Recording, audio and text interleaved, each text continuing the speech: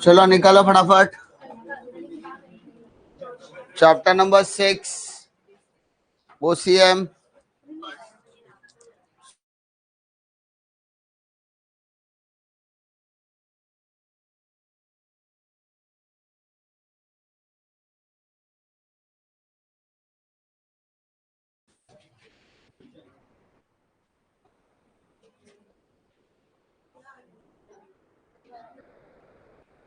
My dear, chapter number 6, social responsibility of business organization, business। सबसे पहले try to understand what is social responsibility। My dear, जब भी हम business कहते हैं, जब भी हम किसी भी इंसान को कहते हैं कि हम बिजनेस कर रहे हैं, हम किसी भी तरीके का धंधा कर रहे हैं, हम किसी भी तरीके का व्यवसाय कर रहे हैं, तो हर बंदे के दिमाग में आता है ये तो बिजनेसमैन है, और बिजनेसमैन का मेन मकसद होता है लोगों को लूट कर प्रॉफिट कमाना। हर बंदे के मन में ये आता है बिजनेसमैन है, businessman is only has a intention to make a profit. हमेशा उनको ऐसा लगता है बिजनेसमैन हमेशा प्रॉफिट के लिए पीछे बढ़ता है। लेकिन जब आप बिजनेस को एक्चुअली में परफॉर्म करते हो, when you actually does the business, तो आपको समझ में आता है कि बिजनेस का मकसद सिर्फ प्रॉफिट कमाना बिल्कुल नहीं है। प्रॉफिट तो पार्ट एंड पार्सल है भाई, इतनी मेहनत करेगा तो पैसा तो कमाना है, लेकिन इस पैसे को कमाने के लिए हमारे जो डिफरेंट स्टेक होल्डर्स है, डिफरेंट कौन सर स्टेक होल्डर्स है। अब वो स्टेक होल्डर्स में कौन कौन आ सकता है? कस्टमर आ सकता है, एम्प्लॉय आ सकता है, सोसाइटी आ सकती है, गवर्नमेंट आ सकती है, इन्वेस्टर आ सकता है, डिबेंचर होल्डर आ सकता है, अलग अलग लोग आ सकते हैं। तो इनके प्रति हमारी कुछ सामाजिक जिम्मेदारी बनती है कि अगर ठीक है, अगर हम अपनी सामाजिक जिम्मेदारी को निभाते हैं तो ही हमें क्या होगा? फायदा होगा। जैसे हर माँ बाप चाहता है कि मेरा बेटा पढ़ा लिख कर बड़ा हो, मेरी बेटी पढ़ लिख कर आगे बढ़नी चाहिए, उसके लिए वो सारा मेहनत करने के लिए रेडी होता है। तो क्या उनकी और वो चाहते हैं कि फ्यूचर में बड़ा होकर हमारे बुढ़ापे का सहारा बनेगा। सो वो जो काम कर रहे हैं वो उनकी ड्यूटी है। क्या है उनकी ड्यूटी? उनके कंधों पे आपके पालन पोषण आपकी जिम्मेदारी है, सोशल रिस्पॉन्सिबिलिटी है। अगर वो अपनी सोशल रिस्पॉन्सिबिलिटी को बकायदा अच्छी तरीके से निभाने की कोशिश करते हैं, सो उसका आउटपुट हमेशा अच्छा ही निकल कर आने वाला है। So social responsibility plays a very very important role. सामाजिक जिम्मेदारी बहुत इंपॉर्टेंट है। गवर्नमेंट का आप ख्याल रख रहे हो तो गवर्नमेंट भी आपका ख्याल रखेगी। कस्टमर के बारे में आप सोच रहे हो तो कस्टमर भी आपके बारे में सोचेगा। अगर आपने एम्प्लॉय के बारे में सोचा तो एम्प्लॉय भी आपके बारे में सोचेगा। It's a clear cut relationship between give and take. जो आप दोगे बदले में आपको उससे ज्यादा ही मिलेगा। ठीक है, अगर आप रिस्पेक्ट दोगे तो आपको भी रिस्पेक्ट मिलेगी। अगर आपने टैक्सेशन प्रॉपर भरा है, गवर्नमेंट को टैक्स दे रहे हो, एम्प्लॉय को सैलरी बरोबर दे रहे हो, कस्टमर को क्वालिटी प्रोडक्ट दे रहे हो, इन्वायरमेंट फ्रेंडली प्रोडक्ट बना रहे हो, तो वो चीजें आपके ही फेवर में जाने वाली है। और जब वो चीजें आपके फेवर में जाएगी तो बट ऑब्वियस आपके बिजनेस में क्या होगा? प्रॉफिटेबिलिटी के झंडे गड़ जाने वाले हैं। तो प्रॉफिटेबिलिटी आपका एक हथकंडा नहीं है, प्रॉफिटेबिलिटी आपका वो हक बन जाएगा if you do the responsibility completely with the justice। ठीक है, now what is the need for social responsibility?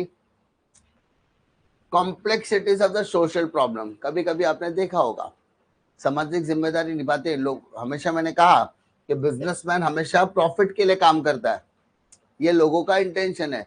लेकिन जब वो प्रॉफिट के लिए काम करता है, सिर्फ प्रॉफिट के लिए काम करता है, तो कोई भी तरीके का businessman pollution, unsafe work places या डिस्क्रिमिनेशन कर सकता है, because a businessman wants to make huge profit, पैसा कमाना उसको। सो वो बोलेगा एक काम कर, पॉल्यूशन, अगर मैं फैक्ट्री चला रहा हूं तो गंदा पानी नदी में डाल दूंगा, वाटर पोल्यूशन, है ना। कुछ होता है जो फैक्ट्रीज होता है जिसमें मशीनरीज पुरानी होती है, जो मोटर व्हीकल्स वगैरह बनाते हैं, उसमें साउंड पोल्यूशन यानी आपका साउंड पोल्यूशन भी आ सकता है ना, नॉइस पोल्यूशन जिसको हम लोग बोलते हैं। कुछ फैक्ट्रीज के अंदर धुआं वगैरह हवा में जाता है तो वो एयर पोल्यूशन करते हैं, बट उनको एनवायरमेंट से कोई लेना देना नहीं होता, बिकॉज वो they want to make only profit. क्या कमाना चाहते हैं? सिर्फ प्रॉफिट।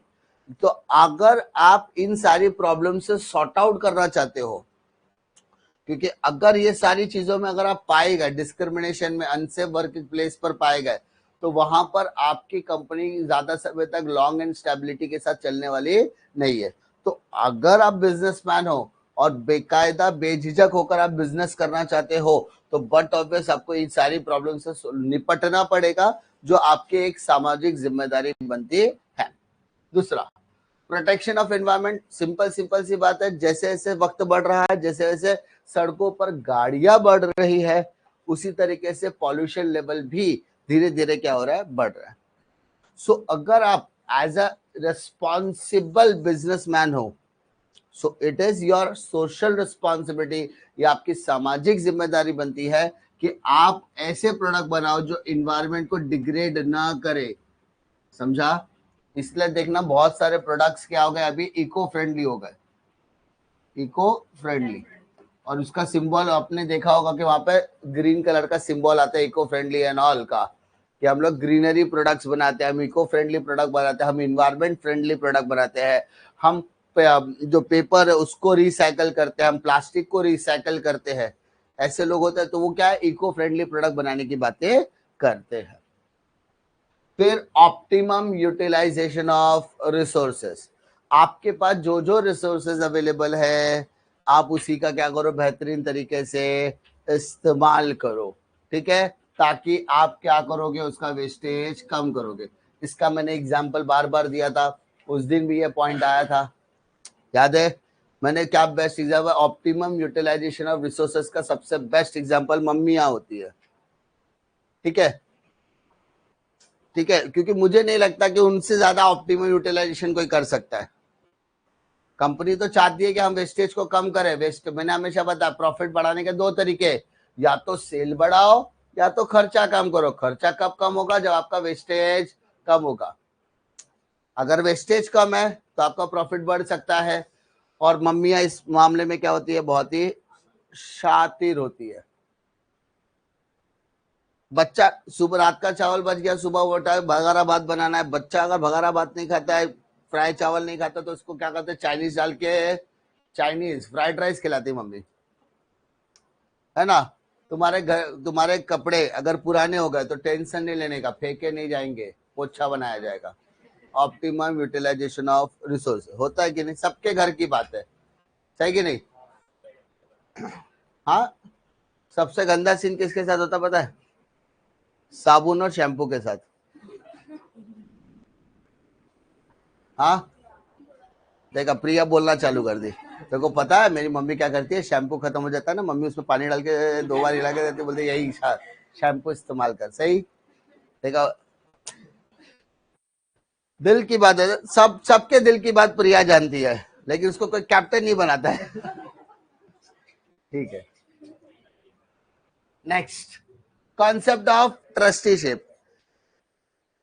किसी को पता है who is the father of the nation? हाँ, or father of the nation कौन है भाई? महात्मा गांधी जी। महात्मा गांधी जी ने कहा था businessman are the trustees of the business society. वो क्या है? ट्रस्टीज है। बिजनेसमैन जो है सोसाइटी के लिए ट्रस्टी है, इसलिए कॉन्सेप्ट आया कि concept of trusteeship. Look for the welfare of general public. उन्होंने कहा कि इस पूरे समाज में सिर्फ और सिर्फ एक बिजनेसमैन ही है जो किसी भी सामाजिक व्यक्ति या जनरल पब्लिक के बारे में सोचता है, उसकी वेलबींग के बारे में सोचता है, उसके वेलफेयर के बारे में सोचता है। whenever the general public feels कि there is a something a problem happens in their life और सोसाइटी, सो बिजनेसमैन हमेशा उसके एक सोल्यूशन लेकर आने की कोशिश करता है. सो महात्मा गांधी जी ने क्लियरली कहा है कि businessman are the trustees of the societies, because वो हमेशा लोगों की भलाई के बारे में सोचते हैं. और अगर उस भलाई के चक्कर में दो पैसा अगर कोई बिजनेसमैन कमा ले तो उससे क्या जाता है. दूसरा, अगर बिजनेसमैन अपना बिजनेस को एक्सपांड करेगा, मॉडिफाई करेगा, ठीक है, या उसको डाइवर्सिफाई करेगा, बिजनेस के अंदर नए कुछ चेंजेस लेकर आ गया, तो बिजनेस अगर जितनी ऊंचाइयों को बोलते ना टच करेगा, उसके साथ साथ उतने लोगों को एम्प्लॉयमेंट जनरेशन भी मिलने वाला है.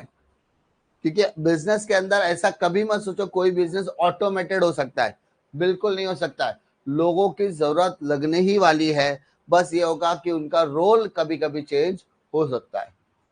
फिर आता है changing expectations of the society. अब जो बिजनेसमैन है वो अपनी जिम्मेदारी निभा रहा है, लेकिन सोसाइटी क्या एक्सपेक्ट करती है. Businessman are expected to be a responsible citizen, are expected to contribute toward the social welfare. Society expectation करके बैठी है. हर मुद्दे पर कुछ ना कोई गवर्नमेंट को ब्लेम करते हैं, हर मुद्दे पर हर बिजनेसमैन को ब्लेम करते हैं. अरे वो बिजनेसमैन को ऐसा करना चाहिए, वो बिजनेसमैन के बारे में चर्चा कौन करता है जिसने जिंदगी में कभी बिजनेस का भी नहीं देखा रहेगा. सुबह उठना, चाय पीना और उसके बारे में एक न्यूज पढ़ लेना कि अडानी केस में ये हुआ, अंबानी ने ये किया, वो किया, टाटा के ग्रुप में ये हुआ, इसका इसके साथ कॉन्फ्लिक्ट चले, मित्तल का इसके साथ चले, ये पढ़ते हैं. एंड वो ये बिजनेसमैन है ना, एक नंबर के लुच्चे लपेटे लुटेरे होते हैं, ऐसा बोलते हैं लोग डिस्कशन करते टाइम लोगों. लोग इतना लूटते, अडानी ये करता है वो करता है. अरे करने करता है ना, लेकिन तू बोलता है बिजनेसमैन आर रिस्पॉन्स. तू रिस्पॉन्सिबल है क्या? तू टाइम पे वोट देने जाता है क्या? तूने कभी अपने आजू बाजू की कंप्लेंट्स को लेकर कभी बीएमसी के पास गया क्या? नहीं, तू खुद रिस्पॉन्सिबल नहीं है तो हमेशा दूसरे से कैसे एक्सपेक्ट कर सकता है. तो बिजनेसमैन आर द रिस्पॉन्सिबल. अगर बिजनेसमैन रिस्पॉन्सिबल नहीं होता तो वो एम्प्लॉय को पगार टाइम पे नहीं देता, गवर्नमेंट को प्रॉपर टैक्सेस नहीं भरता, ठीक है, सोसाइटी के वेलबींग के लिए फाउंडेशन नहीं चलाता, गरीब बच्चों को, अनाथ बच्चों को अडॉप्ट नहीं करता, स्कूल्स नहीं चलाता, हॉस्पिटल्स नहीं चलाता. तो they are something responsible in their hand. उनके बस में जो है वो रिस्पॉन्सिबिलिटी अपनी निभाते हैं. अरे कोई इंसान परफेक्ट नहीं होता है, ट्राई करता है वो परफेक्ट होने की, तो कमियां ढूंढता है. हम इंसान है ना, हमको हमेशा सामने वाले को उंगली करने को भूल जाते हैं, 3 उंगली हमारी तरफ भी है. हम तो ऐसा करते हैं, तेरे में दम है क्या, या तो तेरे में दम है क्या. जब हम ऐसा करते हैं तो हम सामने वाले को पॉइंटर करते हैं, लेकिन 3 उंगली. जब हम ऐसा करते हैं तो हम तो बोलते हैं ये भी रिस्पॉन्सिबल है, ऊपर वाले भी रिस्पॉन्सिबल है, 3 तो हम भी रिस्पॉन्सिबल है. तो रिस्पॉन्सिबिलिटी जब आप किसी और के कंधे पे डालते हो तो इसका मतलब 60% आप उसके लिए रिस्पॉन्सिबल हो, बिकॉज 3 उंगली आपकी तरफ है. आप चाहे ऐसा करो चाहे ऐसा करो, 60% रिस्पॉन्सिबिलिटी आपकी है, because you are playing a game of blame. So businessman से हर चीज एक्सपेक्ट करना गलती है. समझा. Businessman are doing the great things for the society. अगर सारे बिजनेसमैन 1 महीने के लिए अपनी शटर की दुकान बंद कर दे, उनका लाखों करोड़ का बिजनेस ठप हो जाएगा. लेकिन पूरी की पूरे देश, पूरी दुनिया की इकोनॉमी रास्ते पर आ जाएगी अगर बिजनेसमैन ने अपनी जिम्मेदारी से पीछे हट गए. तो जितने एम्प्लॉय आप लोग सोचे नहीं होते, उससे ज्यादा एम्प्लॉयज उस बिजनेस में काम करते हैं. सो ऐसा नहीं करना चाहिए कि बिजनेसमैन आर रिस्पॉन्सिबल. हाँ, 2-4 लुच्चे लपाटे तो हर धंधे में होते हैं. 1-2 की बात, 2-4 तो रहते ही है, हर धंधे में रहते हैं, जो अपनी रिस्पॉन्सिबिलिटी फुलफिल नहीं करते, टाइमली नहीं करते, तो उनको पनिशमेंट मिलनी चाहिए. लेकिन अगर वो 2-4 को देखकर आप सबको ब्लेम कर रहे हो तो ये आपकी जिम्मेदारी, बोलते हैं ना, गलती हो सकती है. ठीक है.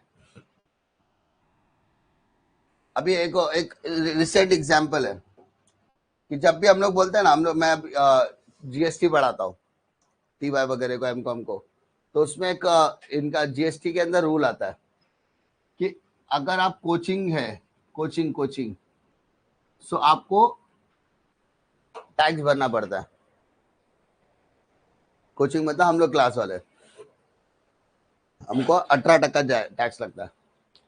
जब भी कोई मैटर आता है कोचिंग वाला, तो हर दुनिया के हर इंसान का एक ही पॉइंट ऑफ व्यू रहता है, इन लोग पैसा कमाते हैं। कोचिंग वाले क्या करते हैं? पैसा कमाते, बहुत पैसा लेते हैं इन लोग, बहुत, इतना पैसा लेते हैं पूछो नहीं। माँ बाप है ना अपना घरदार बेच के पैसा भरते हैं इनका फीस। ऐसा ये परसेप्शन है, ये आप लोग को तो पता नहीं, मेरे को नहीं पता तुम्हारे पेरेंट्स का क्या परसेप्शन है। इतना है कि सब लोग, ये कोचिंग इंडस्ट्री है ना, इनको खत्म कर देना चाहिए। गवर्नमेंट बोलती है इनको बंद कर दो, बंद करके दिखाओ। 3 चीजें। पहला, अगर आप पूरे इंडिया की कोचिंग इंडस्ट्री को पकड़ोगे तो we are more than 5 lakh industry, 5 lakh से 5 लाख से ज्यादा कोचिंग क्लास है पूरे इंडिया में, जिसमें से लाख तो खाली महाराष्ट्र में। 5 लाख कोचिंग इंडस्ट्री, मान लो मोटा मोटी 5 लाख लोग, 5 लाख क्लासेस। अगर एक के पास 10 लोग है काम पे,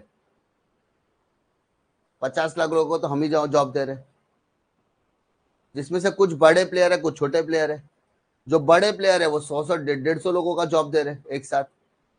एक तो क्लास, एक तो ऐसा बड़े जाइंट को मैं जानता हूं जिसके पास सिर्फ 1800 टीचर्स है। कितने? 1800 टीचर्स है। 1800 बच्चे नहीं होते किसी का, उसके बाद 1800 टीचर्स है। सो ऐसा नहीं कि we are generating more than expectation of the employment generation. हम लोग तो सबसे ज्यादा एम्प्लॉय जनरेट। दूसरा, हम टैक्स भी भरते, हम आईटीआर भरते, इनकम टैक्स। जो छोटा क्लास वाला है वो आईटीआर भरता है, जो बड़ा क्लास वाला है वो जीएसटी भरता है, और इंडिविजुअल लेवल पे इनकम टैक्स भरते हैं, यानी हम लोग टैक्स पेयर भी है। ठीक है। तीसरा, घर बार बेच के फीस कहाँ भरते हो? नीट, जेईई वगैरह के इधर में। इसमें से कॉमर्स में कितने लोग हैं जिसके माँ बाप ने घर दार बेच के मेरे को फीस दिया है? उल्टा हमारे पेरेंट्स का टेंडेंसी कैसा रहता है, घर में वाईफाई का रिचार्ज खत्म हो गया, पहले वो करो, क्लासेस का फीस तो देते रहेंगे आप। सही। बच्चा, अगर मैंने किसी बच्चे को आज तक कभी भेजा नहीं, लेकिन अगर मैं किसी बच्चे को बोलूं बेटा बैग रखो, जा मम्मी को बुला के लेके आ, ठीक है, तो मम्मी बोले कि क्या करेगा, बैग 2 दिन क्लास में पड़ा रहने दे, जब मेरे को टाइम लगा तब जाऊंगी। लेकिन जैसे वाईफाई खत्म, अरे वाईफाई का रिचार्ज करो, अभी तुरंत पैसा भेजते, कभी ऐसा। सो यू हैव टू, आपको समझना पड़ेगा इंडस्ट्री 3 पार्ट में डिवाइडेड है। एक बहुत बड़ी बिजनेस है, लॉबी है, जो माल प्रैक्टिसेस में बड़े बड़े क्लासेस है ना, करोड़ों रुपए का टर्नओवर है। अब जितना हमको नहीं मिलता ना, उससे ज्यादा उनको मिलता है। एक है मीडियम और एक है स्मॉल और micro. So we are in micro and small, जिसमें कुछ प्रॉफिटेबिलिटी नहीं है। We are just earning a money to, बोलते हैं ना, सर्वाइवल पर्पस, सिर्फ सर्वाइवल के लिए। We are just doing a social work. If we are making, हमारे इनकम का एक सर्टेन पोर्शन, सबसे बड़ा पोर्शन आता है रेंट। चलो मान लो सारे के सारे इंडस्ट्री एक साथ बंद कर दो, 5 लाख क्लासेस एक साथ बंद कर दो, क्या होगा पता है? जेईई सब बच्चे का खराब, नीट सबका खराब, सीए फाउंडेशन खराब, आईपीसीसी खराब। अरे तुम्हारे गवर्नमेंट के पास वो मशीनरीज नहीं है ना, जो बच्चों को CA, IPCC, CA final, JEE, NEET, CET, law entrance, CAT entrance, MBA entrance वगैरह की प्रिपरेशन कराए। तो अल्टीमेटली अगर उनके पास वो सिस्टम नहीं है, और अगर वो सिस्टम हम चलाते हैं, तो we are proud to be a coaching class owner. समझ में आ रही है? सो अगर तुम्हारा हम जिम्मेदारी नहीं है, प्रूफ करके दिखाओ।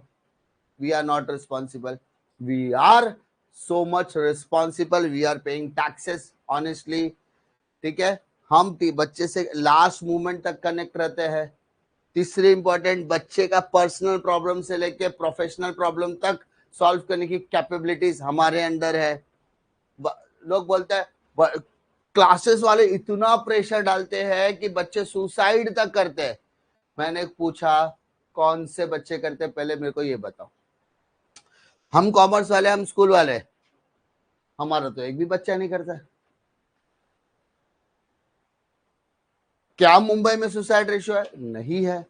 अगर आप उसके इन डेप्थ नॉलेज को देखोगे तो आपको पता चलेगा कि उसका रीजन कभी स्टडी था ही नहीं। उसका एंगल कभी स्टडी था ही नहीं। ज्यादातर सुसाइड्स आपको कोटा, राजेंद्र नगर जैसे इलाकों में मिलेगा जहाँ पे वो एजुकेशनल हब है, और वो बच्चे सुसाइड करते हैं जो अपनी फैमिली से दूर रहते हैं, बिकॉज उनको वो मॉरल सपोर्ट नहीं मिलता है। So if you are saying कि businessman are just making money and not fulfilling any responsibility, तो वो गलत भी है। अरे तुम पेरेंट रह के तुम अपने बच्चों को सपोर्ट नहीं कर रहा, बच्चा बोल रहा मेरे को नहीं करना, तो मान लो ना नहीं करना चाहता वो। मैं हमेशा हर बच्चों को एक ही चीज बोलता, बेटा तू पढ़ाई करेगा? बोलता हाँ सर करेगा। फिर 4 दिन बाद पूछता तू पढ़ाई तो कर नहीं रहा है, तो मैं हमेशा उसको बोलता तू अगर पढ़ाई नहीं करे तो कुछ और कर रहा है, तो मुझे पहले वो बता तू कर क्या रहा है। कर ऐसा काम कि जो पढ़ाई का अल्टरनेटिव हो। If you are doing a study it's okay, if you are not doing the study तो उसकी जगह पे तो क्रिकेट खेल रहा होगा, बैडमिंटन खेल रहा होगा, तो फुटबॉल जा रहा होगा, कुछ तो कर रहा होगा। जब तक तुझे ये समझ में नहीं आता कि मेरे को पढ़ाई के अलावा क्या करना है, तब तक पढ़ाई कर। और जिस दिन तेरे को क्लैरिटी आ गया कि I want to be a so and so person, तो उधर जाने का। फिर पढ़ाई, टैलेंट और स्टडी दोनों में से एक चीज होनी चाहिए आपके पास। जब तक आपको समझ में नहीं आएगा आपका इनर टैलेंट क्या है, तब तक स्टडी करो। और जब तक इनर टैलेंट एक्सप्लोर होगा तब आप स्टडी छोड़ के कुछ भी करो, आप उधर सक्सेस हो। तो you should be have a something clarity कि भाई मेरे को दोनों में से कोई एक करना है। और businessman are much more responsible, because वो सोसाइटी को कहीं ना कहीं हर जगह पर क्या करते हैं, सपोर्ट करते हैं। ठीक है, अभी हम लोग रिसेंट टाइम में we are fighting with the government, जिस वजह से मेरे को पूना जाके आना पड़ा था। We are fighting for with the government कि भाई government is trying to get regulation on us. ठीक है, लाओ रेगुलेशन लाओ, हम मना नहीं कर रहे। तुम बोले कि रजिस्टर, मैं तो ऑलरेडी रजिस्टर्ड हूँ, बट गवर्नमेंट रजिस्टर्ड है, तो गवर्नमेंट बोलता है रजिस्टर कराओ ना, हम भी रेडी है कराने के लिए। बट कुछ रूल्स है, रेगुलेशन है जिसपे हम डिसएग्री करते हैं गवर्नमेंट की। व्हाट विल हैपन अगर गवर्नमेंट ने रजिस्ट्रेशन नहीं चालू किया, तो हम तो रजिस्ट्रेशन हर साल करने के लिए रेडी है, हमको प्रॉब्लम नहीं है। उल्टा हम चाहते हैं ना हम रजिस्टर्ड हो गवर्नमेंट के पास। मेरे को बता, देसी दारू की दुकान के बाहर भी लिखा था सरकार मान्यता प्राप्त, देखा है? क्लासेस के बाहर लिख के कभी देखा क्या सरकार मान्यता प्राप्त? अरे हम भी चाहते, हमको जब देसी दारू के अड्डे को तो मान्यता दे सकते हैं, तो हमको नहीं दे सकते क्या? तुम्हारे लिए कोचिंग इंडस्ट्री, तो हमने गवर्नमेंट को सिर्फ 2 क्वेश्चन पूछे। पहले यू शुड डिसाइड कि व्हाट वी आर एजुकेशनिस्ट या एजुकेशनल इंस्टीट्यूट है, या वी आर कमर्शियल एक्टिविटी। हमारा एक्टिविटी क्या, पहले ये बताओ। पहले डिफाइन करो कि हम लोग एजुकेशन वाले हैं कि बिजनेस वाले हैं, पहले डिफाइन करो। गवर्नमेंट को क्लियरली 2 चीज, दोनों में से एक बताओ पहले, हम लोग कौन है, एजुकेशन वाले या कमर्शियल वाले? तुम बोलते अगर हम बिजनेसमैन है तो तुम हमको रेगुलेट ही नहीं कर सकते, बिकॉज अगर हम बिजनेसमैन है ना तो हम तो प्रॉफिट कमाएंगे, प्रॉफिट का एक हिस्सा तुमको टैक्स देंगे। ऑनेस्टली तुम जीएसटी जो बोले हम सब देने के लिए तैयार है, तुम रेगुलेशन नहीं ला सकते। किराने की दुकान पे रेगुलेशन है क्या? मॉल पे रेगुलेशन है क्या? Because they are running a commercial institute, commercial. तो अगर हम बिजनेसमैन है तो हमारे पर रेगुलेशन नहीं चलेगा। और अगर तुम बोलते हैं हम एजुकेशनल वाले हैं तो जीएसटी हटाओ, सही ना? मतलब हमारे लिए दोनों क्या पक्ष सेम है। So we are what we are trying to do कि गवर्नमेंट खुद कंफ्यूज है रेगुलेशन लाने का कि नहीं लाने का। सो हमेशा बिजनेसमैन के ऊपर सारा डमका डालने पे कुछ होने वाला नहीं है। मैंने कहा ना 60% गलतियां आपकी खुद की होगी, बिकॉज अगर आप किसी को पॉइंट करते हो तो 60% जिम्मेदारी आपकी बनती है, क्योंकि आप उसके लिए जिम्मेदार हो। और हम इंडियंस को क्या पसंद है, blame game. So it is very important कि आपका एक्सपेक्टेशन क्या होना चाहिए, चेंज होना चाहिए सरकार के प्रति, समाज के प्रति। Pressure of trade union, trade union कौन होता है सर, कौन होता है बोलो? ट्रेड यूनियन कौन होता है? अरे जो वर्कर होता है ना बेटा, उन वर्कर को एक यूनियन में ज्वाइन करा देने का, वो उससे आपको भी डर रहेगा कि अगर हमने गवर्नमेंट वर्कर के लिए काम नहीं किया तो इन लोग हड़ताल पे जाएंगे। अगर कोई हड़ताल पे गया, यूनियन वाले हड़ताल पे गए, तो गवर्नमेंट बोलते हैं ना अपने बिजनेस में लॉस होने वाला है उस पर्टिकुलर डे में। तो worker have become conscious for their rights, उनको अधिकारों को पता होना चाहिए। फिर आता growth of consumer movement. Obviously consumer movement में हमको क्या करना चाहिए, पार्टिसिपेट करना चाहिए, ताकि अरे हम बिजनेस में हम चाहते हैं कि आपको आपका अधिकार मिले, तो तुमको तुम्हारे अधिकारों को पता कैसे चलेगा? अगर आप कंज्यूमर मूवमेंट में पार्टिसिपेट करते हो तब। तो अगर आप नहीं करते तो बिजनेसमैन वो मुहिम चलाना चाहिए कि अगर जैसे कंट्री डिलाइट का एडवर्टाइजमेंट देखा, कंट्री डिलाइट का दूध वाला, वो बताता ना हमारा प्योर मिल्क है, हमारा बोलते हैं ना अनटचेबल, यानी हमारे इसमें सब फिजिकल प्रोसेस जो भी होता है अनटचेबल है, उसमें सिर्फ मशीन्स का इन्वॉल्वमेंट है, कोई भी पर्टिकुलर इंसान का इन्वॉल्वमेंट नहीं है, आपको प्रॉपर प्योर दूध मिलेगा, आपको चेक ऐसा करना वगैरह बताते हैं लोग, जिससे कंज्यूमर को पता चलता है, कंज्यूमर अवेयर होता है कि अच्छा ऐसा करना चाहिए दूध को चेक, तो वो अपने राइट्स के प्रति क्या रहता है, एकदम ऑनेस्ट है। फिर आता है बेटा गवर्नमेंट कंट्रोल। गवर्नमेंट भी क्या करते हैं सर, अलग अलग तरीके क्या लगाते हैं, कानून लगाते हैं, है ना। रोल ऑफ मीडिया, मीडिया का क्या रोल है? Media can raise voice against such business malpractices and exploitation of the consumer. यानी अगर कोई बिजनेसमैन अपने निजी स्वार्थ के लिए कंज्यूमर या एम्प्लॉय का किसी भी तरीके से फायदा उठाता है, तो मीडिया की जिम्मेदारी बनती है कि वो क्या करे, उसको एक्सप्लॉइट बोलते हैं ना, उसको एक्सपोज करे। समझा? पक्का? उसके बाद हम नहीं कहते कि मैंने हमेशा कहा ना, हर इंडस्ट्री में दो चार तो लुच्चे लफंगे रहते ही, हर इंडस्ट्री की बात कर रहा हूं। हमारे कॉमर्स में भी बोलो, साइंस में बोलो, हर कोचिंग में तो दो चार रहते ही है नमूने। आपने देखा होगा बड़ा बड़ा बैनर लगता है, एक बंदा तीन तीन क्लासेस के बैनर पे दिखता है, देखा कि नहीं? तुमने देखा बड़े बड़े न्यूज चैनल, बड़े बड़े, कि एक बंदा है वो ए वाले क्लास में भी दिख रहा है, वो बी में भी दिख रहा है, वो सी में भी दिख रहा है, तीनों ने पैसा दिया, उसको पैसा दिया है। तो ये हम लोग नहीं कर सकते, वो बड़े प्लेयर कर सकते जो करोड़ों रुपए देते हैं, कोटा वगैरह वाले।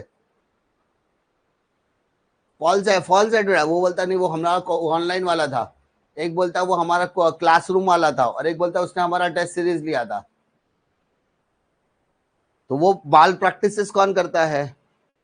सब बड़े प्लेयर करते हैं, छोटे प्लेयर करते हैं नहीं है। छोटे तो सिर्फ सर्वाइवल के लिए धंधा कर रहे हैं। तो आपको समझना होगा, हम लोग सर्विस इंडस्ट्री वाले हैं। अगर जिस दिन हम पैसा कमाकर अच्छा खासा बैंक बैलेंस जमा कर ले, तो हम लोग कमर्शियल एक्टिविटी में, कमर्शियल एक्टिविटी वाला सिर्फ और सिर्फ फीस के बारे में सोचता है, पढ़ाने के बारे में नहीं सोचता है।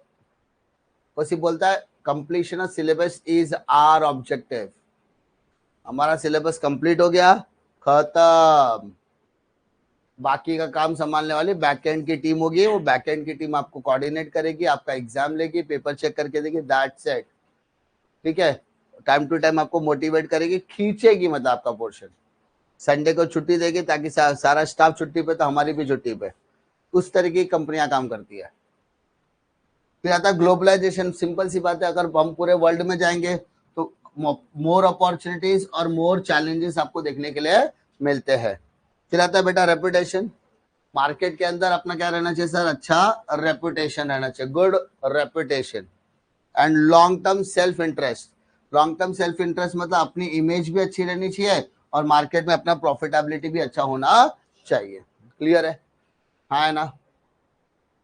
देखो, एक कॉम्पिटिटर दूसरे कॉम्पिटिटर के बारे में कभी अच्छा बोलेगा क्या? नहीं बोलेगा। लेकिन जो कंज्यूमर है उसको पता है, consumer are very smart, consumer को पता है कौन अच्छा है और कौन बुरा है। कंज्यूमर्स को सब पता होता है, अच्छा प्रोडक्ट बुरा प्रोडक्ट सब पता होता है, बट वो क्या होता है, अपना जेब देखकर हो जाता है। समझा? कंपटीशन है ना भाई, कंपटीशन है, तो कंपटीशन में ऑब्वियसली क्या करेगा, एक दूसरे को नीचे गिरा नहीं है, चाहे प्राइसिंग में हो या किसी में भी हो। अगर आपका प्रोडक्ट बहुत अच्छा है तो आपको डरने की जरूरत बिल्कुल नहीं है, सिंपल सी बात है। नाउ फर्स्ट क्वेश्चन की तरफ आ जाओ। क्या दिया है? Responsibility towards owner. ओनर मतलब शेयर होल्डर। ठीक है, ओनर शेयर होल्डर के प्रति आपकी क्या जिम्मेदारी है? सबसे पहला, ऑप्टिमम यूज ऑफ कैपिटल। भाई साहब, ये ओनर, ये शेयर होल्डर ने आपकी कंपनी में क्या खरीदा है? शेयर। आपकी कंपनी में शेयर खरीदा मतलब आपको पैसे दिए, तो आपकी जिम्मेदारी बनती है कि वो जो पैसा आपको दिया गया है उसका इस्तेमाल केयरफुली और एफिशिएंटली होना चाहिए।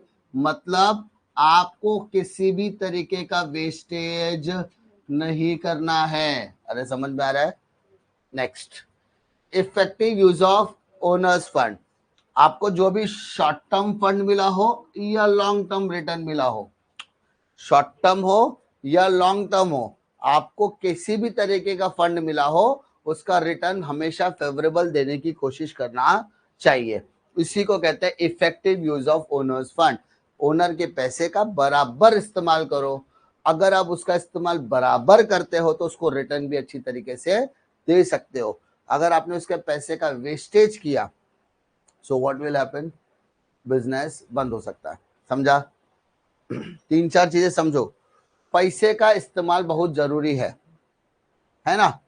अगर आप पैसे का इस्तेमाल प्रॉपर नहीं करते, व्हाट विल हैपन? क्या होगा बताओ? अरे बोलो, अगर पैसे का आपने प्रॉपर यूज नहीं किया तो व्हाट विल हैपन? मानो होता है ना कभी कभी कि मानो किसी ने 10 लाख रुपया जिंदगी में पहली बार देखा है। नॉर्मली क्या होता है, जो बिजनेसमैन होता है उसने 10 लाख रुपया जिंदगी में बार बार देखा है। लेकिन कभी कभी होता है ना कि कोई गल्ले पे बैठा है और कोई विश्वासु इंसान है जिसको आपने अभी काम पे रखा, उसको बोला तू कैशियर है, और उससे जिंदगी में गल्ला पहली बार खोला है, और उसने गल्ले में देख के पैसा देख के टेंशन में आ गया। आपको पता है उस गल्ले के अंदर जो पैसा है ना वो आप जमा करते हो, शाम को निकालते हो, टोटल करते हो, उसके बाद आप शाम को पेमेंट करते हो। उसमें से अगर आपको 10,000 रुपया उस गल्ले में है तो 8,000 तो एक्सपेंस जाता है, बचता आपको 2,000 ही है। लेकिन जिसने वो गल्ला पहली बार देखा है उसको क्या लगता है, अरे बाप रे इतना पैसा, इस धंधे में इतना पैसा होता है। तो 2-4 महीना सीखता है वो, अब उसका इंटेंशन चल गया ये धंधे में पैसा बहुत है। अरे उस धंधे को जमाने के लिए कितना मेहनत किया, कहाँ कहाँ से फंड लेकर आया वो, उसने कितना स्ट्रगल किया है। आज किसी धंधे पर क्या देखा होगा आपने, बहुत लंबी लाइन लगती है। तो क्या एक रात का काम है क्या वो? नहीं, उसके लिए उसने कितना साल धंधा जमाया है। कोई भी धंधा अगर आपको करना तो 3 से 5 साल लगता है जमने में। इसका मतलब 3 से 5 साल आपको उतना स्ट्रगल करना पड़ता है। समझा? ये स्ट्रगल वाला पॉइंट है। सो वो आपको समझना पड़ेगा। फिर आजा बेटा एफिशिएंट बिजनेस। एफिशिएंट बिजनेस मतलब आपको रिसोर्सेस का इस्तेमाल करना है ताकि आपकी प्रॉफिटेबिलिटी बढ़े और आपकी क्या बढ़े, प्रोडक्टिविटी बढ़े। समझा? अगर आप रिसोर्सेस का बेहतरीन तरीके से इस्तेमाल करते तो आपकी प्रॉफिटेबिलिटी और प्रोडक्टिविटी दोनों बढ़ने वाली है। मिनिमाइज वेस्टेज, आपको वेस्टेज कम करना है। किसका? टाइम का, मनी का, मैन पावर का। काम 3 लोग का है, 4 लोग बुला के रखे, तो एक क्या कर रहा है? Time pass. ऐसा बिल्कुल होना नहीं चाहिए। रिजनेबल प्रॉफिट, अगर आपको प्रॉफिटेबिलिटी टाइम टू टाइम, तो आपको क्या मिलती है सर? फाइनेंशियल स्टेबिलिटी मिलती है, रेगुलर इनकम मिल रही है ना।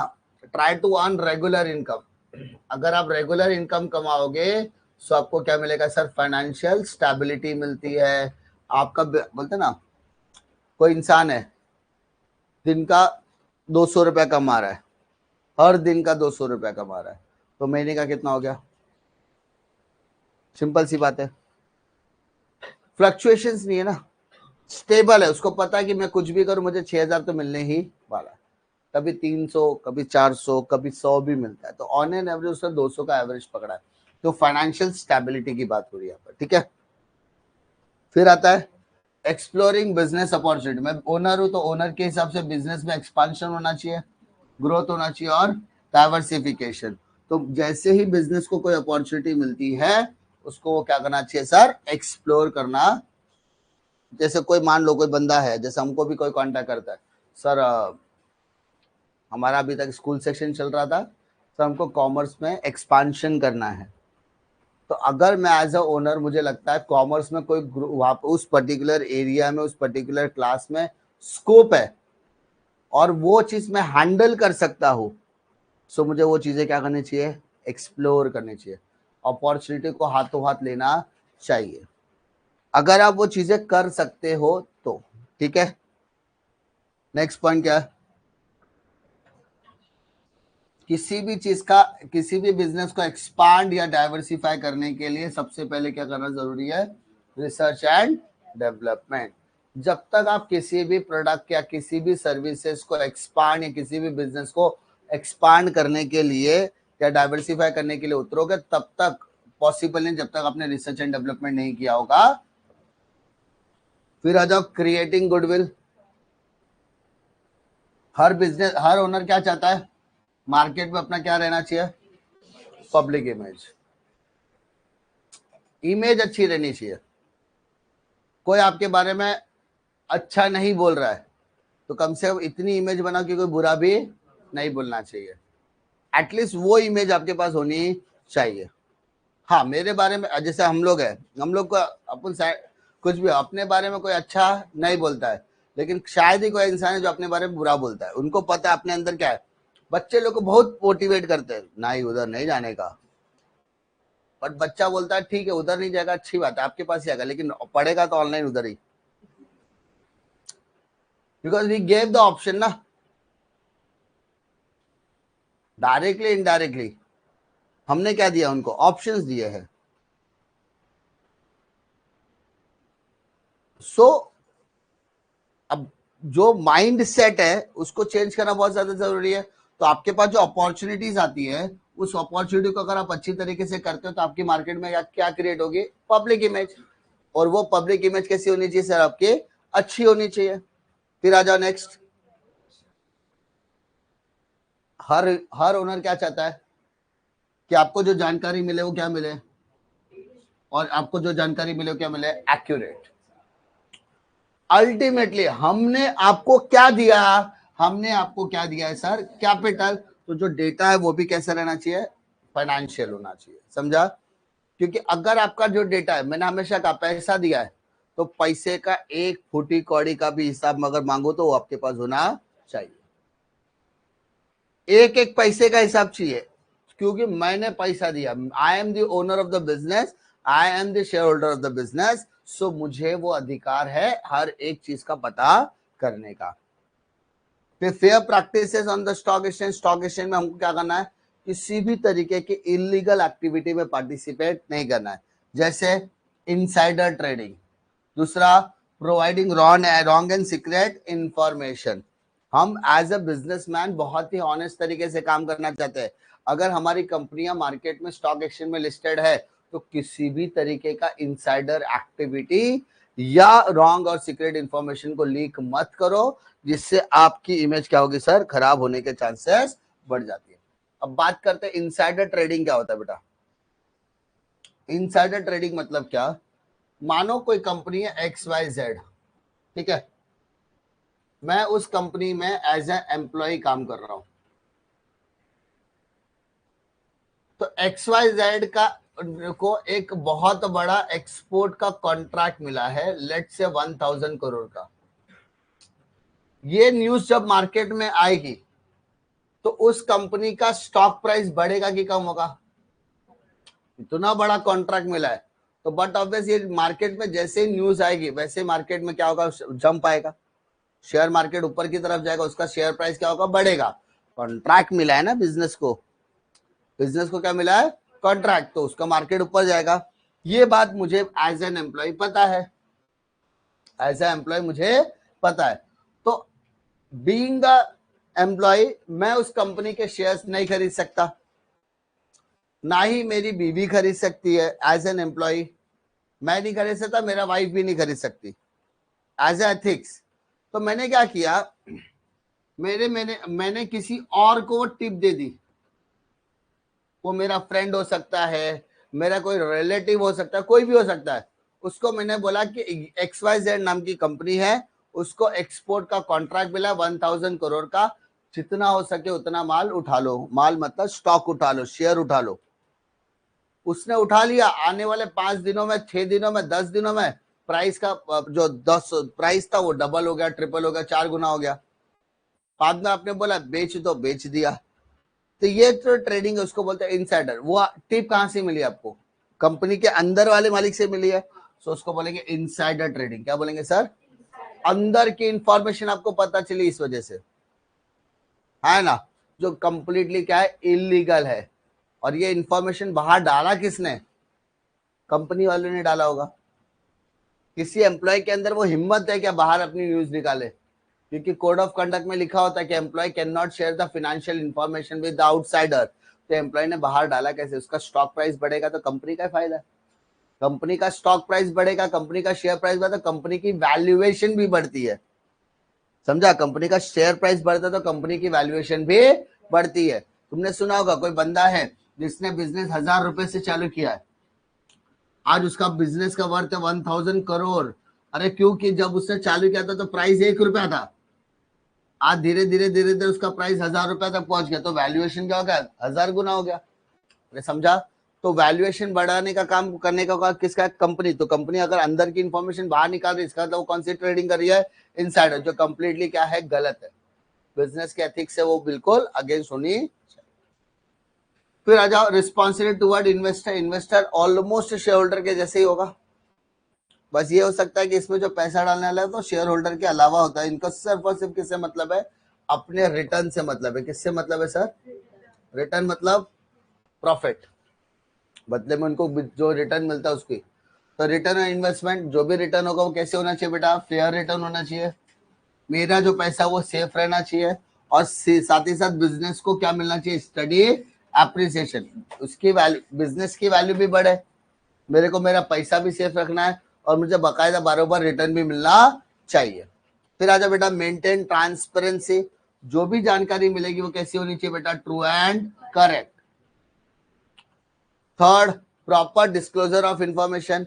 कंपनी से रिलेटेड किसी भी तरीके का रिपोर्ट हो, किसी भी तरीके के सर्कुलर या किसी भी तरीके का स्टेटमेंट हो, वो प्रॉपर तरीके से मुझे डिस्क्लोज होना चाहिए। मैं कंपनी का कौन हूं? इन्वेस्टर। मैंने कंपनी में क्या डाला? पैसा।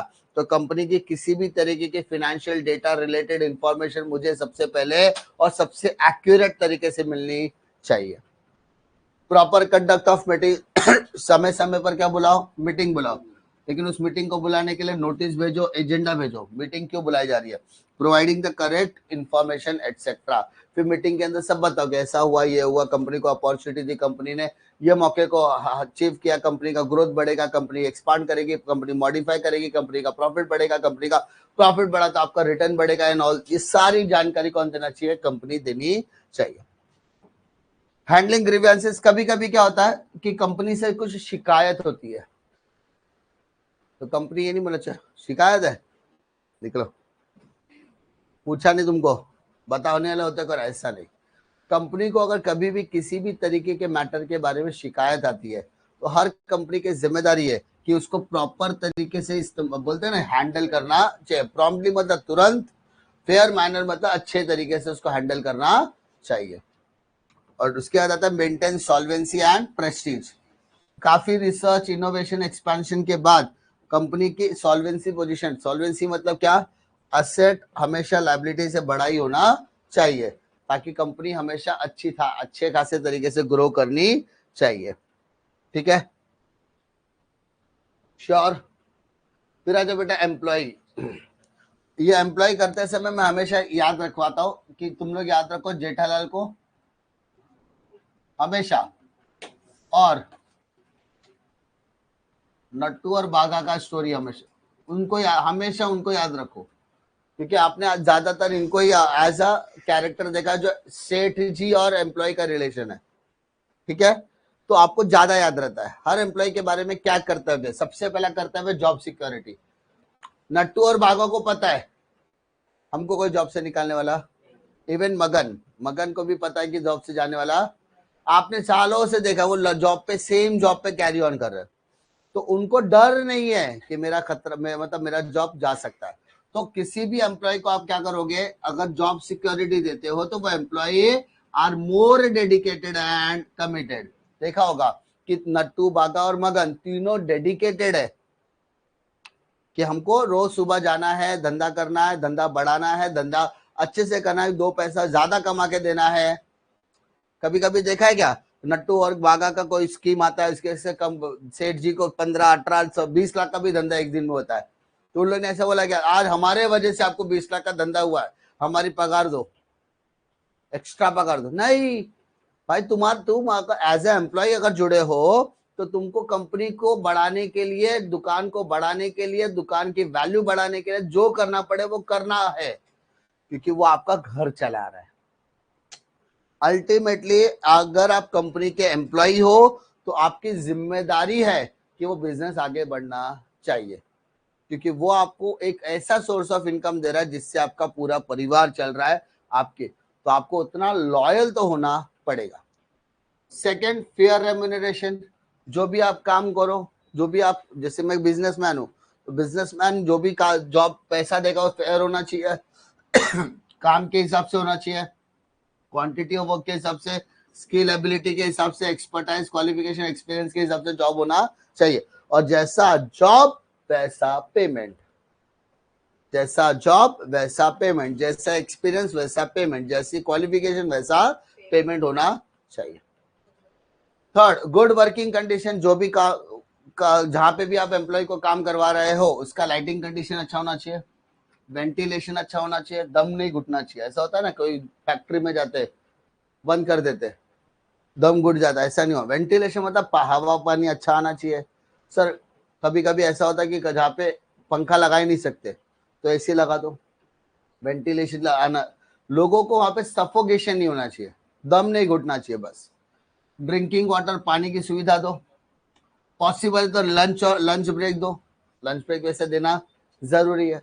और लास्ट में रेस्ट प्रोसेस, थक गए take a rest, 15 minute 20 minute का रेस्ट लो, कोई प्रॉब्लम नहीं, ठीक है, दूसरा रिज्यूम करेंगे।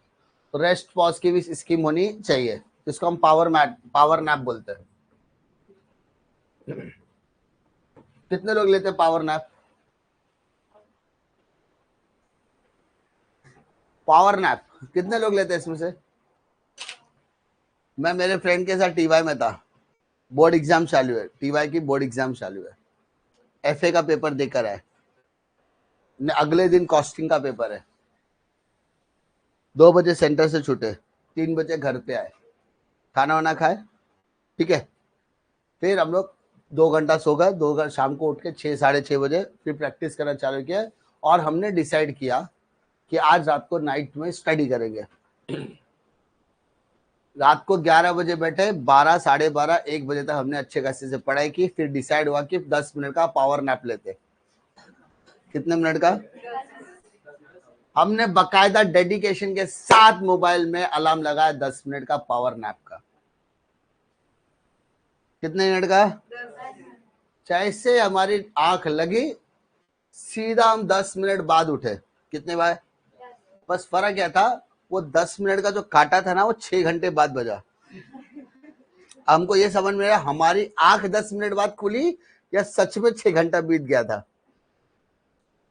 उठा, ऐसा हम लोग सुबह उठे, भाई 10 मिनट हो गया, उठे, भाई ऐसा नहीं लगता उजाला लग रहा है।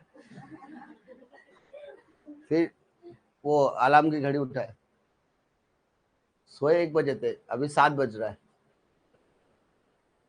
रखा, सट, अबे तेरे पावर नैप के चक्कर में कांड हो गया। बोलता क्या हो गया? बोले 7 बज गया सुबह के बे, 10 बजे पेपर है।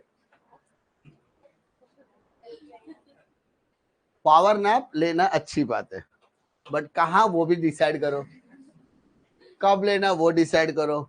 और पावर नैप हमेशा मम्मी पापा की निगरानी में लो।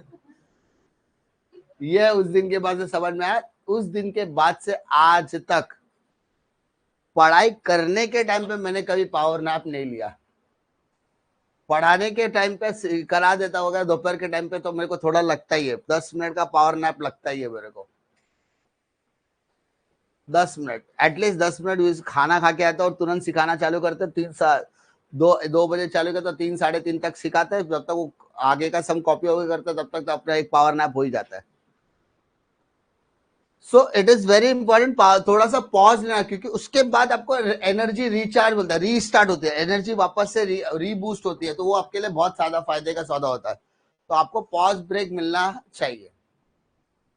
Health and safety measures, obviously अगर कोई एम्प्लॉय आपके पास काम करता है तो उसको कैंटीन की फैसिलिटी मिलनी चाहिए, मेडिकल फैसिलिटी। मान लो भाई साहब फैक्ट्री में काम कर रहा है, किसी भी तरीके के अनहोनी हो गए, किसी तरीके का खतरा हो गया, किसी भी तरीके का अनकंटीजेंसीज उसके साथ हो गए, तो एटलीस्ट मेडिकल फैसिलिटी उसके पास होनी चाहिए, है ना।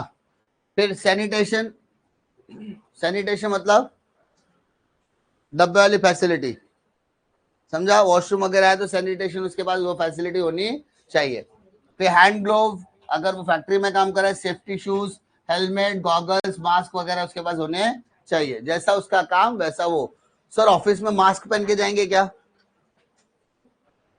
ऑफिस में गॉगल पहन के जाएंगे क्या? ऑफिस में ग्लव्स पहन के जाएंगे क्या? अबे ऑफिस कौन सा पहले वो तो देख ले। अगर वही ऑफिस फार्मास्यूटिकल वाला है, मेडिकल वाला है, तो हाँ वहां पे पहन के जाना पड़ेगा। वही फैक्ट्री है तो पहन के जाना पड़ेगा, लेकिन जहां पे सूट बूट पहन के जाना है वहां पर वैसे चलने वाला नहीं है।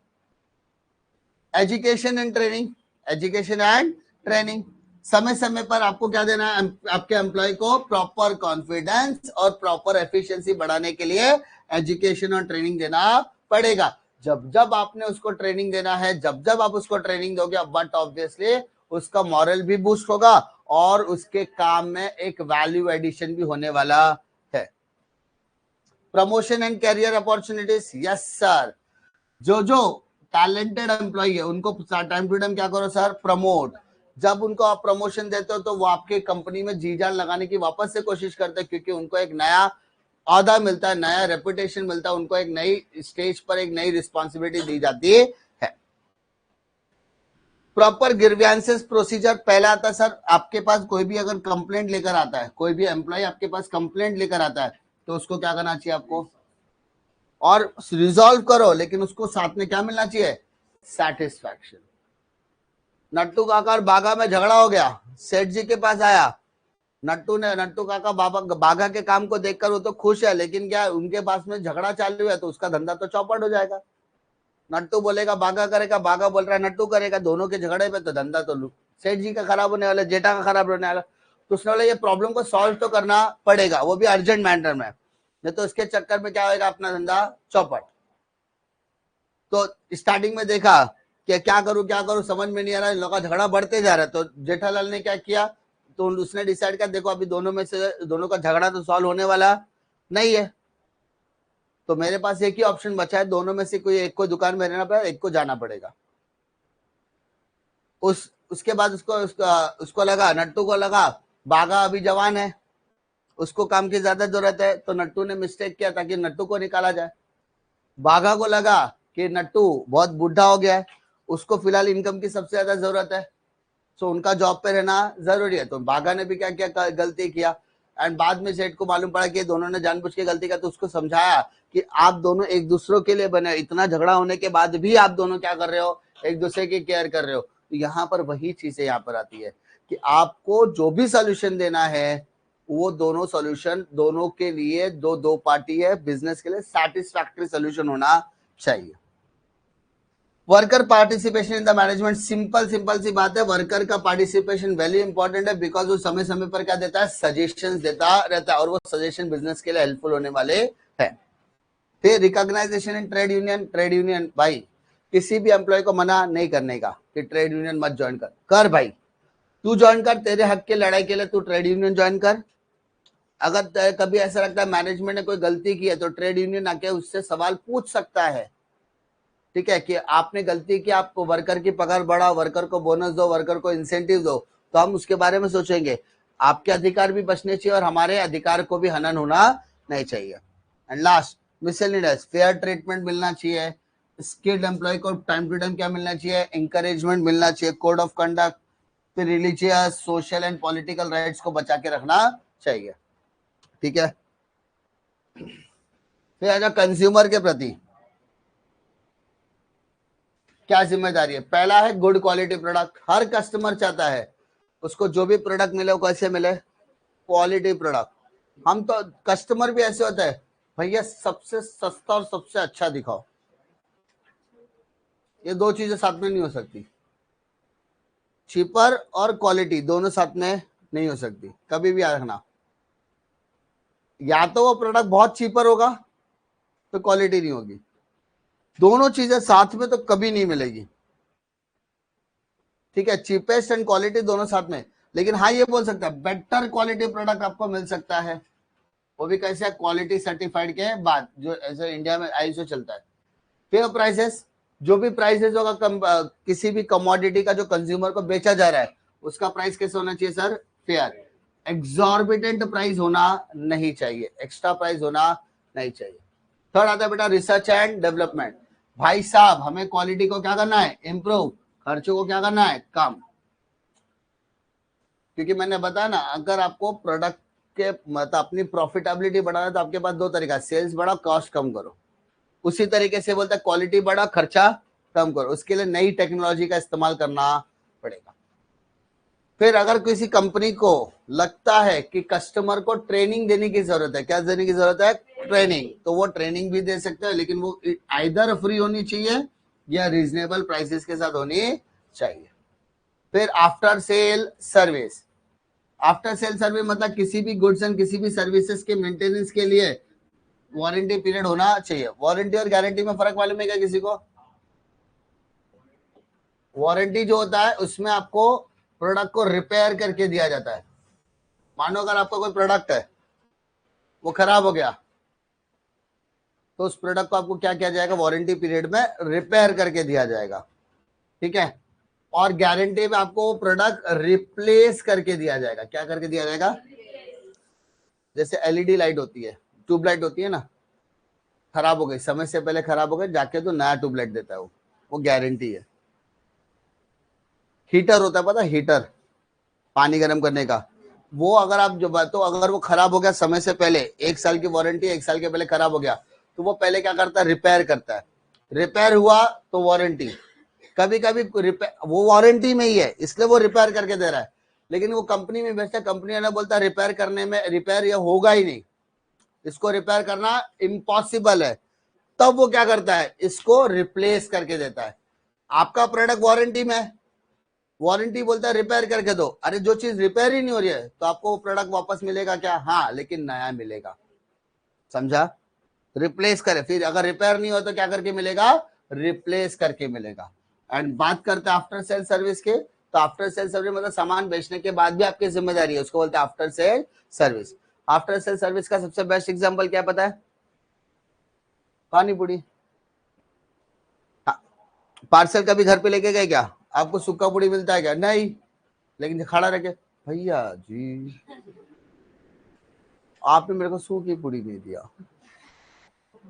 सब खाते ना, हमने कल भी हम लोग खा रहे थे, इन्वेस्टर मिल गया था हमको पानी पूड़ी का। हाँ हम लोग गला ही काटते ना किसी न किसी को पकड़ के। हाँ, तो सूखा पूड़ी की रात शाम को सूखा पूड़ी के लिए झगड़ा होता है हमारे यहाँ। पहला खाया, आखिरी इंसान आते आते इससे पहले वाले का खत्म हो जाता है, मेरे को नहीं दिया तुमने, और वो भी कुछ नहीं बोलता है, क्यों नहीं, क्योंकि याद रहता है ना, अरे ये अच्छा है, ये डबल देता है। आफ्टर सेल सर्विस, सैंडविच खाने के बाद, सैंडविच वाले देखा है, सैंडविच वाले भी सैंडविच खाने के बाद तुम लोग उसको बोलते हैं तीखा बहुत लगा है, तो give some slice of potato या फिर ककड़ी वगैरह मांगते हैं ना, एक्स्ट्रा मांगते हैं कि नहीं, 4 स्लाइस काट के देता है।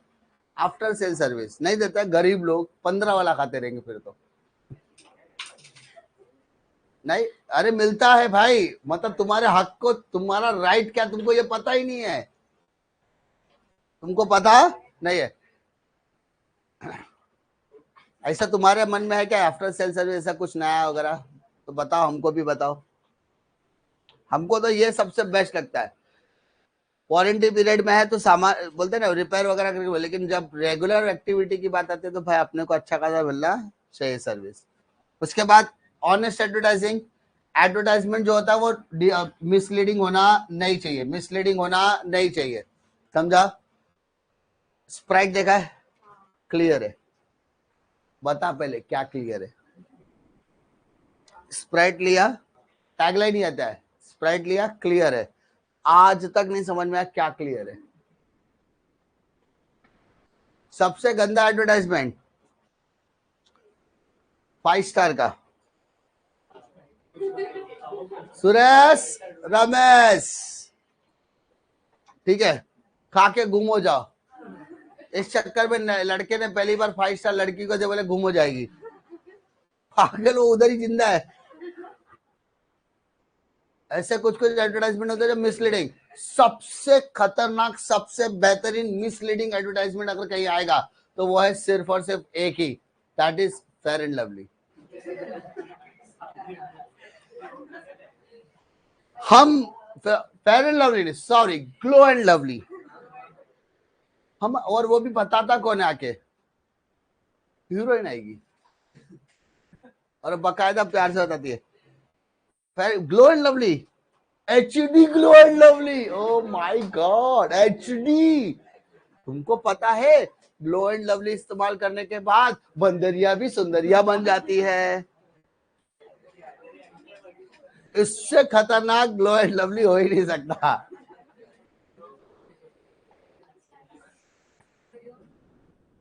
अब ऐसा, और चेहरा भी कैसे दिखाता है, और वो छोड़ो। अच्छा, अब ये लड़कियों पे तो चलो ठीक था, लड़कियों के अंदर तो नेचुरल ब्यूटी होती है, और उनके अंदर वो एक बोलते ना, एक हिडन रहता है कि उनको तो मेकअप करना ही है। लड़के बेचारे ऐसे रहते, सुबह उठ के ऐसे ही आ जाते। अब उसके कंपनी वालों को लगा कि क्या करे, तो उन्होंने क्या क्या ना, फेयर एंड लवली रहता है ना, उसको एक नए पैकेट में डाला, उसको पैक किया और उसके ऊपर फेयर एंड हैंडसम।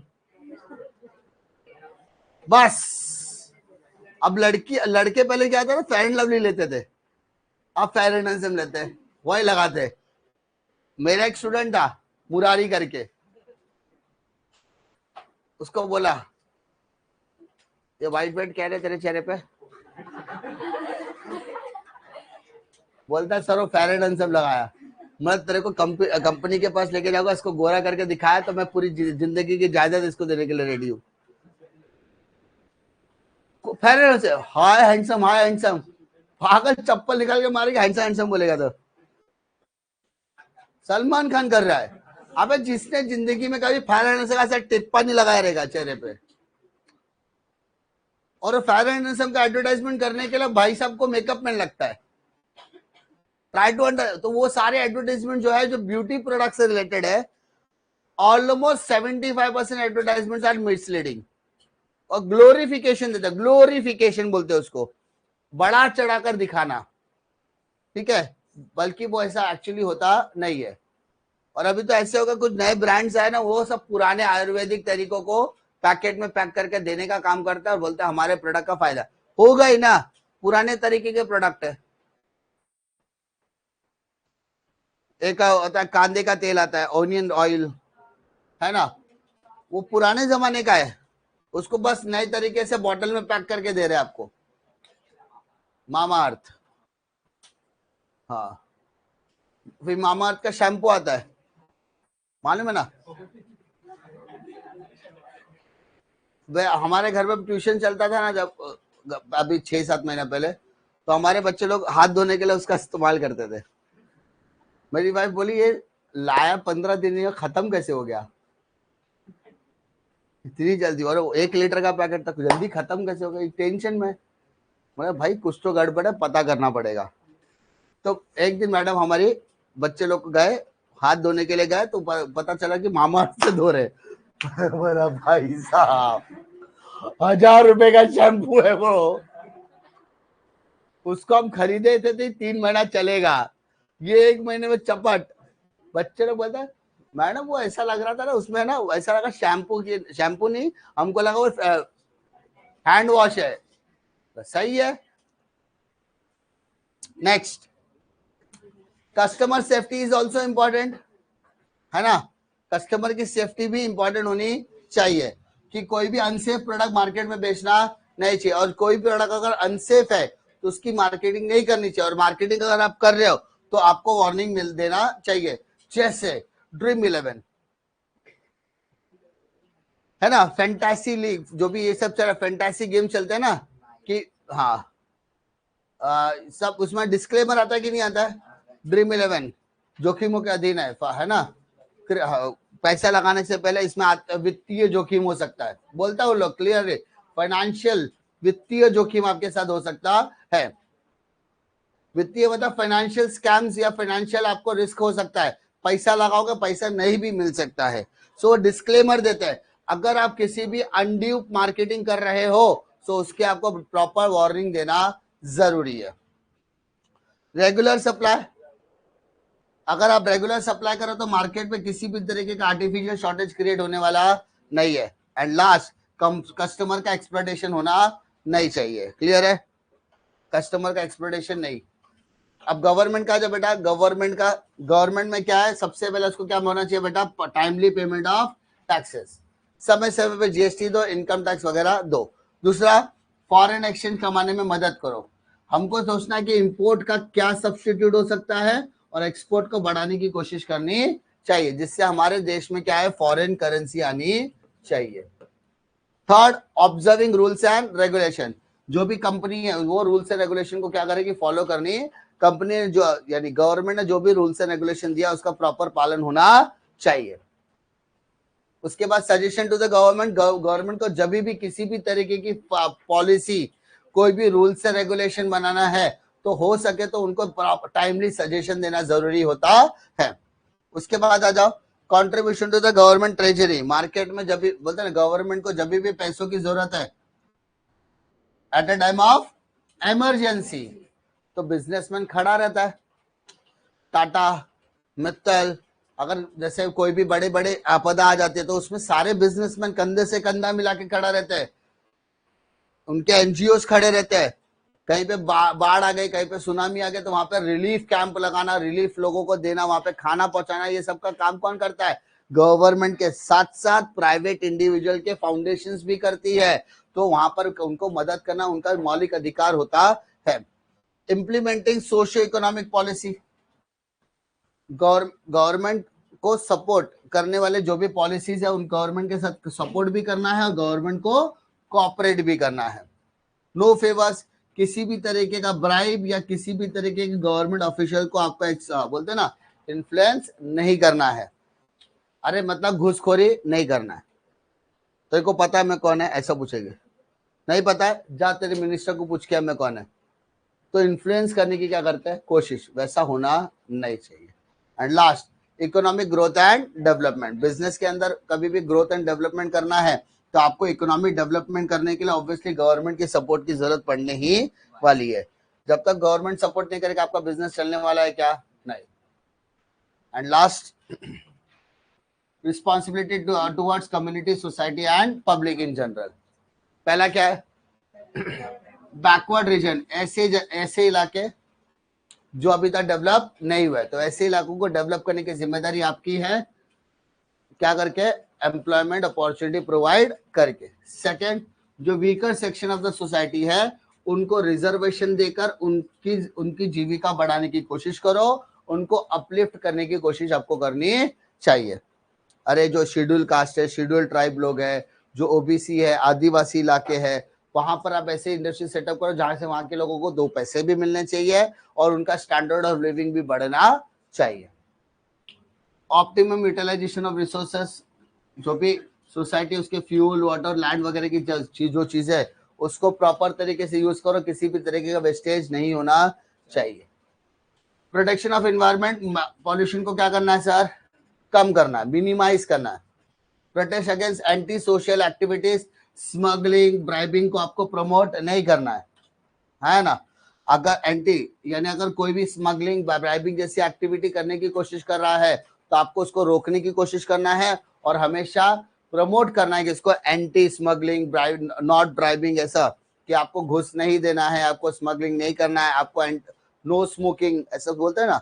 ये सब जो एक्टिविटी, आप भले ही सिगरेट का धंधा कर रहे हो लेकिन आपको आपके पैकेट पे क्या लिखना है, नो स्मोकिंग।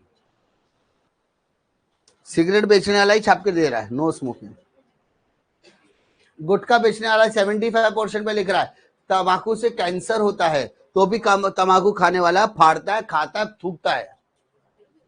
मेरा बच चले ना, मैं इस दुनिया में 3 चीजें पहले करूं, पहला दारू, दूसरा सिगरेट, तीसरा गुटखा बंद करूं।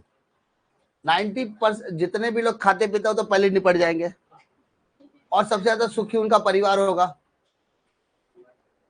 क्योंकि वो रोज मर रहे हैं ना, दारू की वजह से, सिगरेट की वजह से, और दारू की वजह से उनका परिवार मरता है। बेवड़ा पी के आता है, मारता है बीवी को, वो पहले निपट जाएगा तो बीवी तो कम से कम जिंदगी भर कमा के खाएगी, बाप बच्चे का पालन पोषण करेगी, कम से कम सितम तो नहीं ढहना पड़ेगा। और जो सिगरेट और बीड़ी पी रहा है या जो गुटखा खा रहा है, तो मरने ही वाला है, बंद कर दो ऐसे ही मर जाए, या तो मरेगा तो सुधर जाएगा, मर गया तो भी तो मरने वाला था, और अगर सुधर जाए तो कम से कम कुछ तो भला होगा। सब बंद करने का, मोनिल वोनिल सब, एक भी प्रोडक्ट छोड़ने का नहीं, गुटखा, सुपारी, मीठी सुपारी, पान मसाला, कुछ नहीं छोड़ने का, सब बंद करने का। कटोरा लेके बाहर लाइन पे बैठना चाहिए। तभी तो आईटीसी ने क्या किया, बुक भी छापता है। आईटीसी का गुटखा भी आता है, आईटीसी का सिगरेट भी आता है, ठीक है, लेकिन उसका बुक भी आता है। सो उन्होंने बिजनेस को डाइवर्सिफाई किया कि कहीं यहां बंद हो गया तो दूसरा धंधा चलना चाहिए। फाइनेंशियल असिस्टेंस, फाइनेंशियल असिस्टेंस मतलब पैसे का सपोर्ट मिलना चाहिए। गवर्नमेंट जब भी सोसाइटी को पैसे की रिक्वायरमेंट होगी तो उसको सपोर्ट मिलना चाहिए। प्रिवेंट कंजेशन मतलब इंडस्ट्री के, जैसे सिटी है, सिटी के अंदर कंजेशन आ जाता है कि बता दो ना, सिटी के अंदर इंडस्ट्री सेटअप नहीं कर सकते आप, आपको कोई रूरल एरिया देखना पड़ेगा, सेमी अर्बन एरिया देखना पड़ेगा, वहां पर जाकर, या सेमी रूरल एरिया देखना पड़ेगा, वहां पर आप इंडस्ट्री सेटअप कर सकते हो। तो इंडिया सिटी के अंदर कंजेशन पॉल्यूशन नहीं होना चाहिए, इसलिए आपको इलाके वहां पर सेट कर दिए जाते, जिसको स्पेशल इकोनॉमिक जोन वगैरह डिक्लेयर नहीं कर सकता है। फिर एम्प्लॉयमेंट जनरेशन करना, ताकि आपके एक्सपांशन और डाइवर्सिफिकेशन में क्या मिलनी चाहिए सर, मदद मिलनी चाहिए। क्लियर है? फिर आ जाओ responsibility toward protection of environment, ये भी सेम वही है कि बिजनेस एनवायरमेंट में एयर पोल्यूशन, वाटर, साउंड और इलेक्ट्रॉनिक गार्बेज, इससे आपको क्या करना है, प्रोटेक्ट करना है अपने एनवायरमेंट को। एयर पोल्यूशन पता है, वाटर पोल्यूशन पता है, साउंड पोल्यूशन पता है, बचा क्या, electronic garbage. What is electronic garbage? आपका हेडफोन खराब हो गया, क्या करते हो, वो इलेक्ट्रॉनिक गार्बेज है। आपका हेडफोन है, एक साइड का बंद हो जाता है, आप नया 60 रुपए खरीद के लाते हैं, पुराना वाला फेंक देते, इलेक्ट्रॉनिक गार्बेज। आपका मेमोरी कार्ड खराब हो गया, आपने करप्ट हो गया, आपने फेंक दिया, नया खरीद लिया। आपका पूरा फोन है, डब्बा हो गया, खराब हो गया, बेकार हो गया, टूट गया, सब कुछ हो गया, आपने उसको फेंक दिया कच्चे के डब्बे में, इलेक्ट्रॉनिक गार्बेज है। समझा? आपके घर का पंखा खराब हो गया, आपने नया पंखा लाया, पुराना पंखा क्या करो, बेच दे, बेच दिया भंगार वाले को, भंगार वाले ने जो काम का चीज था निकाले, बाकी सब उसने आगे बेच दिया, है ना। ये क्या, इलेक्ट्रॉनिक गार्बेज है। जैसे वायरिंग वगैरह करते हैं उसमें भी कचरा निकलता है, वो सब क्या, इलेक्ट्रॉनिक गार्बेज है। तो जो भी प्रोडक्ट है उसको 4 चीज करने की यूज करो। पहला, reduce, try to reduce the wastage. दूसरा, जो प्रोडक्ट आपने इस्तेमाल किया है ना, उसको फिर से रीयूज करने की कोशिश करो। साबुन, जब तक वो एकदम पतला नहीं हो जाता तब तक अपन यूज करते कि नहीं, सबके घर में वही हाल है, कोई पैसा लाए क्या। उसके बाद रिसाइकल, डिस्पोज करो, फिर से रिसाइकल करो। पेपर होता है, पेपर को, जो पेपर की इंडस्ट्री होती है वो क्या करती है, पुट्ठा वगैरह सब लोअर प्राइस पे खरीदती है, उसको वापस से रिसाइकल करती है। मल्टीपर्पज यूज होता है रिसाइकल कर करके। और उसके बाद लास्ट में क्या था, रिकवरी। जो इलेक्ट्रॉनिक प्रोडक्ट होता है ज्यादातर अगर हो सके तो उसको रिकवर करने की कोशिश करो, ताकि उसकी लॉन्ग एंड स्टेबिलिटी लाइफ होनी चाहिए लंबे समय तक। 4 चीजें, reduce, reuse, recycle, recovery, 4 R आते हैं, ऑब्जेक्टिव्स में पूछा जाता है। 4 आर, 4 में से 3 का नाम दे देगा, एक का नाम यूज करना है। तो क्या आएगा, reduce, reuse, recycle, recovery. Reduce मतलब जो भी सामान इस्तेमाल करो उसका इस्तेमाल कम करो ताकि वेस्टेज ना हो। जो सामान आपने यूज किया उसको रीयूज करो। जैसे पानी होता है ना, पानी की अहमियत हम मुंबई वाले नहीं जानते, लेकिन जो गांव में लोग रहते हैं उनको पता है पानी बहुत मुश्किल से मिलता है। तो उन लोग क्या करते हैं, पानी को मल्टीपर्पज इस्तेमाल करना जानते हैं। मल्टीपर्पज मतलब एक ही पानी का 2 से 3 बार इस्तेमाल करने की कोशिश वो करते हैं। पानी, कपड़ा धोया, उस कपड़ा धोने का जो पानी बच जाता है उस पानी से उन्होंने घर भी साफ कर दिया, तो एक पानी का इस्तेमाल 2 या 3 बार वो करने की कोशिश करते हैं। ठीक है, फिर लास्ट पोर्शन आता है बेटा कॉर्पोरेट सोशल रिस्पॉन्सिबिलिटी। भाई साहब, corporate social responsibility is self regulating business model. जैसे गवर्नमेंट चाहती है कि सभी लोग अपनी सामाजिक जिम्मेदारी को निभाए, लेकिन कभी कभी कोई बिजनेसमैन अपनी सामाजिक जिम्मेदारी को नहीं निभाता, तो उसके ऊपर सेल्फ रेगुलेटरी लाने की जरूरत पड़ती है या उसके ऊपर जबरदस्ती की जाती है। तो कॉर्पोरेट सोशल रिस्पॉन्सिबिलिटी बोलता है गवर्नमेंट पुट ऑन करने से पहले आप खुद ही उसको इंप्लीमेंट करो। वो क्या कहता है कि सोसाइटल के गोल्स एंड ऑब्जेक्टिव्स को सपोर्ट करने के लिए खुद की मर्जी से या खुद के एथिकली ओरिएंटेड प्रैक्टिसेस करना जरूरी होता है, जिसके अंदर, ठीक है, it makes a company socially responsible and accountable. इससे कंपनी अपने आप को सामाजिक जिम्मेदारी के प्रति सजग मानता है। जैसे सुना होगा रिलायंस फाउंडेशन, टाटा का कैंसर हॉस्पिटल है, पता है? ये सब क्या है? सोशली रिस्पॉन्सिबल है। वहां पे treatment either free of cost होता है या एट अ मिनिमल कॉस्ट होता है, ये दोनों में से एक। सीएसआर जो होता है वो कंपनी पर एप्लीकेबल होता है जिसका नेटवर्थ 1500 करोड़ या उससे ज्यादा और टर्नओवर 1000 करोड़ या उससे ज्यादा या नेट प्रॉफिट 15 करोड़ या उससे ज्यादा होता है। 3 चीजें, नेटवर्थ 1500 करोड़ या उससे ज्यादा, टर्नओवर 1000 करोड़ या उससे ज्यादा, नेट प्रॉफिट 15 करोड़ या उससे ज्यादा होगा। तो ऐसे सभी को कम से कम 2% पैसा एज अ सीएसआर एक्टिविटी में डालना पड़ता है। कितना? 2%। All it shall form a CSR committee of a board, यानी उनको एक कमिटी बनाना पड़ता है। All such companies shall spend in every financial at least 2% of average net profit made during the last 3 years। पिछले 3 साल के नेट प्रॉफिट पे जितना भी कमाया उसका कम से कम 2% ऐसा सीएसआर एक्टिविटी में उनको डालना पड़ेगा। समझा? कितना परसेंट? सिर्फ 2%। ऑब्जेक्टिव्स में आता है इस सीएसआर में 4 ऑब्जेक्टिव्स आते हैं। आपका नेटवर्क 1500 करोड़ या उससे ज्यादा होना चाहिए, टर्नओवर 1000 करोड़ या उससे ज्यादा होना चाहिए, नेट प्रॉफिट 15 करोड़ या उससे ज्यादा होना चाहिए और 2% of the average profit of last 3 years। 2% of the average profit of the last year. यानी अगर आप सामाजिक जिम्मेदारी से भागने की कोशिश करोगे तो गवर्नमेंट बोलता है भागने का नहीं, हम लोग यहाँ बैठे हैं, तुम अपनी मर्जी से करो, तुम अपनी जिम्मेदारी खुद से निभाओ, वरना हम निभाने की कोशिश करेंगे।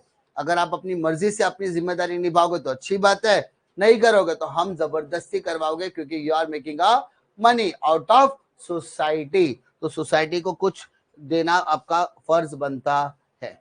डिफिकल्टी है क्या? पक्का? श्योर? कॉन्फिडेंस? छोटा लेसन है, social responsibility towards business organization एक इंपॉर्टेंट चैप्टर होने वाला है। ठीक है? डिफिकल्टी है क्या? श्योर? कॉन्फिडेंस? लॉक किया जाए?